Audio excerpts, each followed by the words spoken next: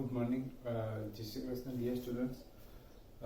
Last લેક્ચરમાં આપણે types of account એટલે transaction, double effect and types of account એ આપણે જોઈ ગયા હતા. હવે એ જ કન્ટિન્યુ છે, પણ એમાં ડાયરેક્ટ નેમ ઓફ અકાઉન્ટ એ આપણે મેન્શન કરી દીધેલું હોય ને આપણે ટાઈપ્સ ઓફ અકાઉન્ટ એ કયા ટાઈપ્સનો અકાઉન્ટ છે એ આપણે કરવાનું હોય. બરાબર, એક્ઝામની અંદર 3 માર્કનો સમ આવે તો આપણે એ સ્ટાર્ટ કરીએ. પછી હું તમને લાસ્ટમાં ઇન્સ્ટ્રક્શન આપું એ પ્રમાણે તો આપણે નેક્સ્ટ લેક્ચરથી કમ્પલસરી એ કામ કરવાનું છે. Exercise number 2.5, question number 1. Classify the following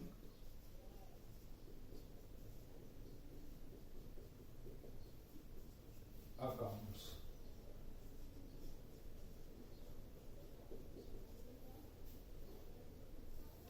હવે છે ને આપણી નોટ છે એની અંદર આ રીતે 2 પાર્ટ કરી દેવાના છે. 3 પાર્ટ કરી દઈએ આપણે.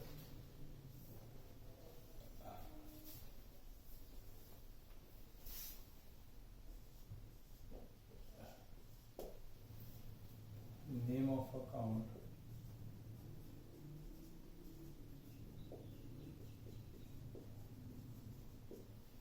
and second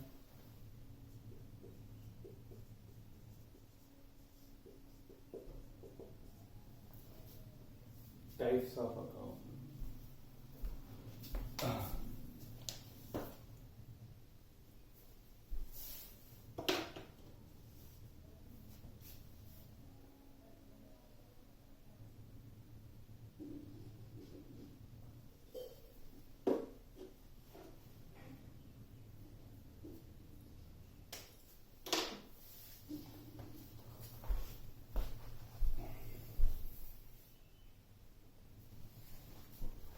હવે અહીંયા નેમ ઓફ અકાઉન્ટ આપણે એનો ટાઈપ્સ બતાવવાનો છે.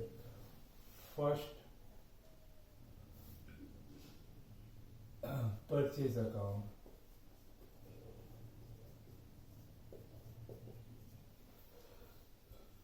પરચેઝ અકાઉન્ટ આપણે ટાઈપ્સ ઓફ અકાઉન્ટ જોયું હતું આ રીતે. There are 2 types of account. First, personal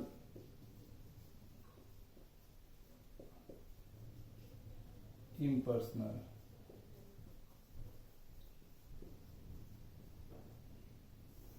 Impersonal accounts have 2 parts, real account and nominal account.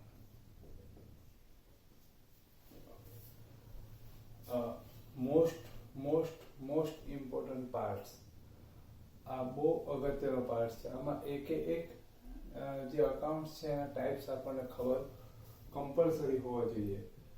100 આપણે કરીએ એમાં 99 આપણને ખ્યાલ હોય, એક ખ્યાલ ન હોય એ પણ નહીં ચાલે. આપણને 100% જ ખ્યાલ હોવો જોઈએ. અને એના માટે કોઈ પણ અકાઉન્ટ્સમાં નહીં ખ્યાલ આવે તો મને ફોન કરીને પૂછી લો. First of purchase account. આપણે સ્ટેપ બાય સ્ટેપ જ ચાલવાનું. બરાબર, આપણે ફર્સ્ટ ફ્લોર પર જવું હોય આપણે એક સ્ટેપ સ્કીપ કરીને આપણે બબ્બે સ્ટેપ ચડીએ.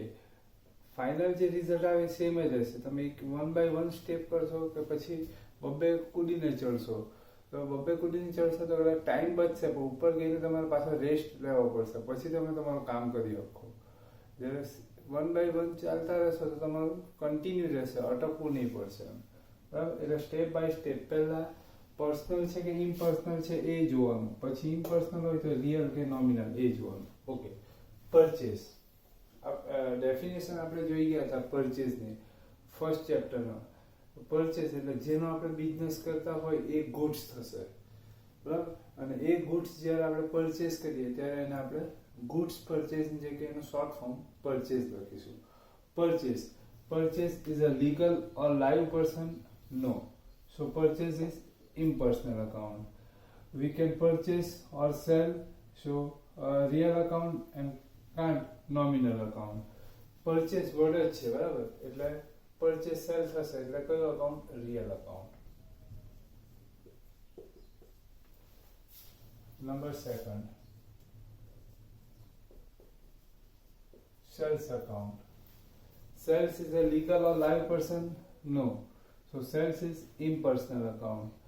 Sales word જ છે એટલે real account.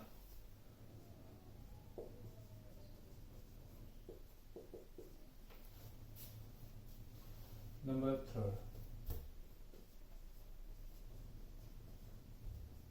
purchase return account. purchase return એટલે આપણે purchase કરેલો એને return કરીએ, બરાબર. purchase return account is a legal person or live person? No. So purchase is impersonal account. purchase word જ છે એટલે real account.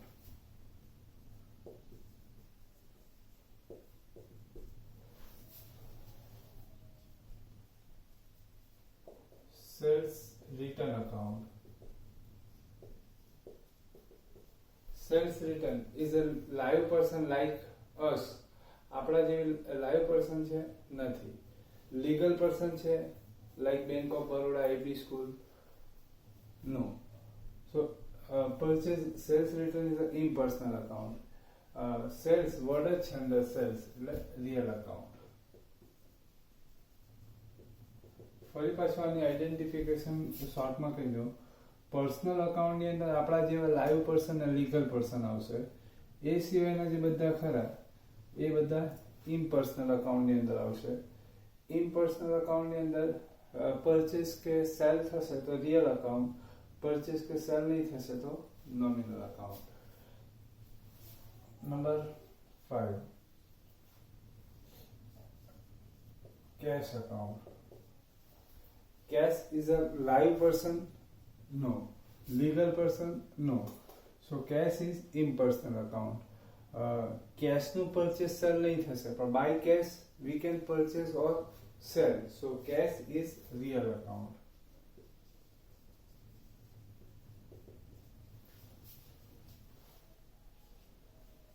Salary account. Salary is a live or legal person? No. So salary is impersonal account. Salary purchase sell થશે નહીં થશે એટલે salary nominal account.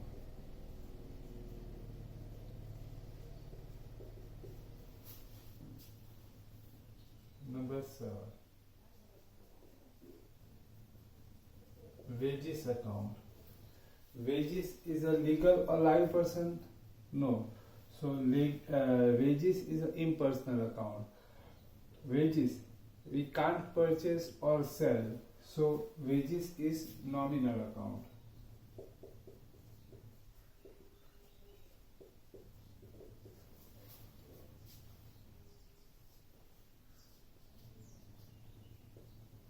Office rent account.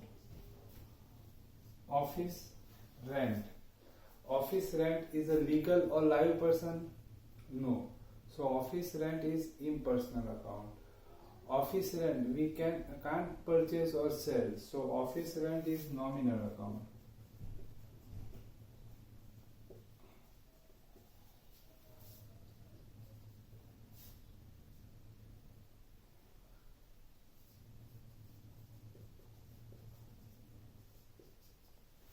Debtors account.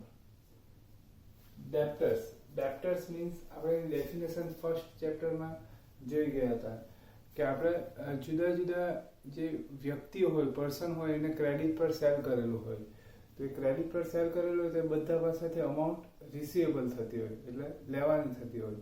તો એ receivable અમાઉન્ટનો જે total unit થશે it is debtors. એટલે જુદા જુદા વ્યક્તિઓ પાસેથી પૈસા લેવાના હોય તો એ પૈસા લેવાનો જે આખો યુનિટ ખરો એ ડેપ્ટર્સ થશે.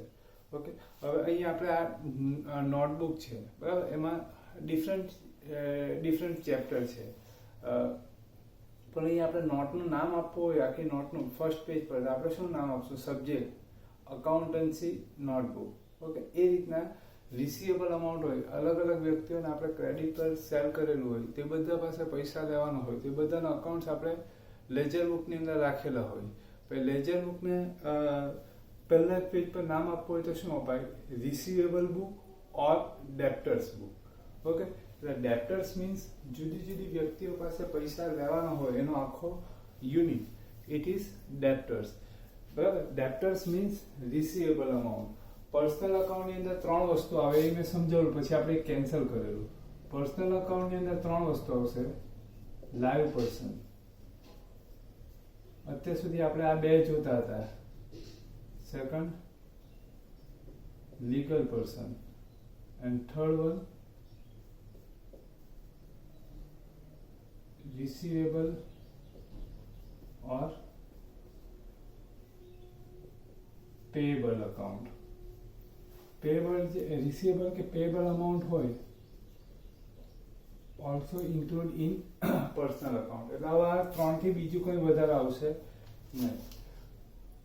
લીગલ, લાઈવ પર્સન, રિસીવેબલ ઓર પેયેબલ. રિસીવેબલ મીન્સ જે અકાઉન્ટ ફ્યુચરની અંદર પૈસા લેવાના બાકી હોય કે પૈસા આપવાના બાકી હોય એવું ઇન્ડિકેટ કરશે, એ પણ પર્સનલ અકાઉન્ટની અંદર આવશે. Debtors, there are two things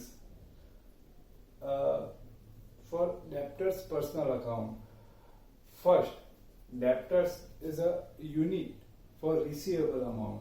receivable અમાઉન્ટનો યુનિટ છે અને આ યુનિટની અંદર રિસીવેબલ એટલે પૈસા લેવાના છે એનો યુનિટ. હવે તમે વિચાર કરો પ્રેક્ટિકલી કે જે પૈસા લેવાના છે એનો યુનિટ છે, એની યુનિટની અંદર કોણ હશે? આપણે કોની પાસે પૈસા લેવાના હોય? આપણા જેવા જે વ્યક્તિઓ હોય, લાઈવ પર્સન, એની પાસે લેવાના હોય, કે legal person like Jalaram store, Ajit Janata store, AB school, આ રીતના એ લોકો પાસે પૈસા લેવાનો હોય કે આપવાનો હોય. બરાબર ને? તો આ જે યુનિટ છે એની અંદર 2 જ આવશે વસ્તુ, લીગલ અને લાઈવ પર્સન.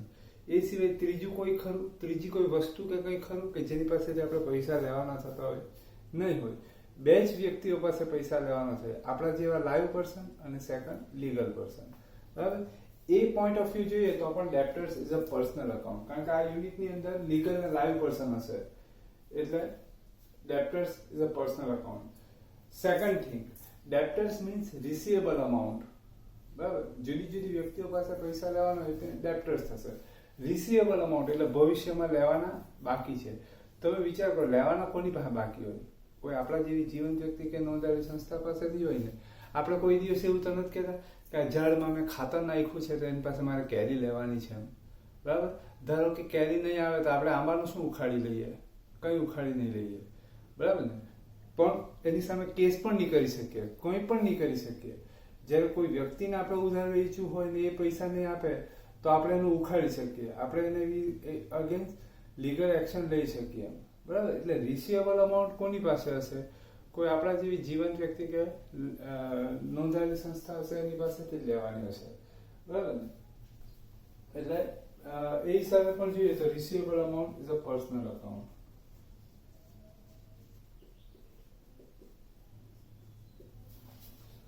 Next, creditors.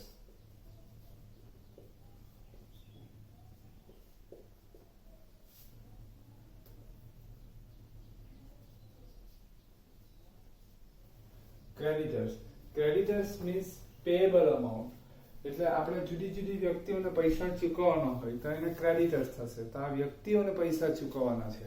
બરાબર ને? એટલે આ જે પૈસા ચૂકવવાના છે એની અંદર કોણ હશે?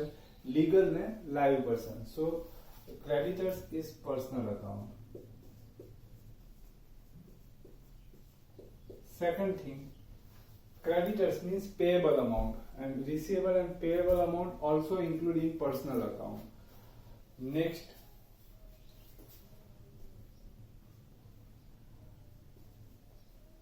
building account. Building is a legal or live person? No. Building is a receivable or payable amount? No. એટલે આપણે third અંદર think add કરીએ છીએ. Receivable or payable amount? No. So building is an impersonal account and we can purchase or sell. So building is real account.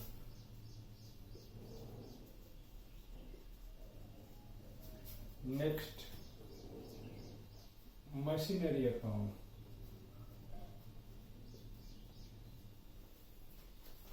Machinery is a live person? No. Machinery is a legal person? No. Machinery is a receivable or payable amount? No. So machinery is impersonal account. Machinery we can purchase or sell. So machinery is real account.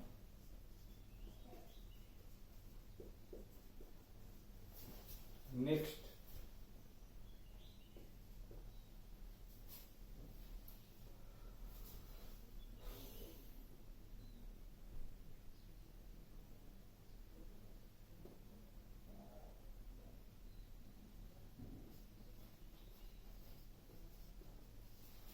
Land account. Land मतलब कि जमीन. Live person? No. Legal person? No. Receivable amount? No. Payable amount? No. So land is impersonal account, and we can purchase or sell easily. So land is real account.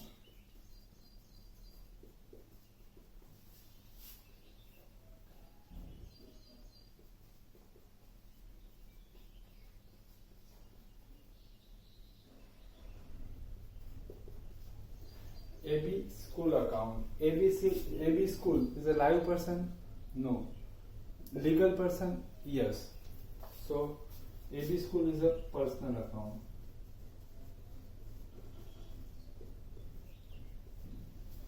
Next, Jalaram supermarket account.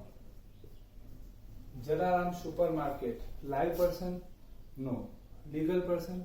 Yes.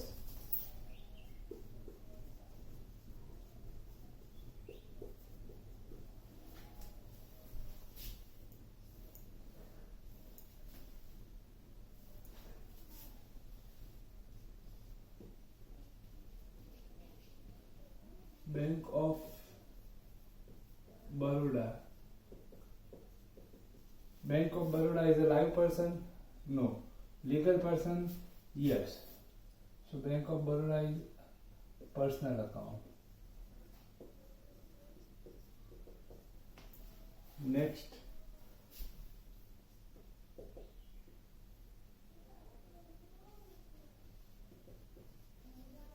Gujarat Universities account. Gujarat University is a live person? No. Legal person? Yes. So Gujarat University is a personal account. Next, advertisement account.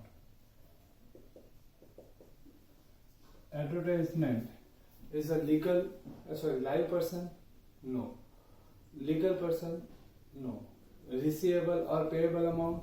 No. So advertisement expense is an impersonal account. We can't purchase or sell advertisement expense. So advertisement account is a nominal account.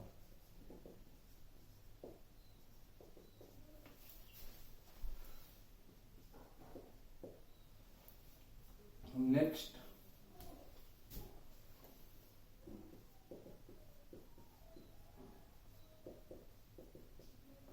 discount account.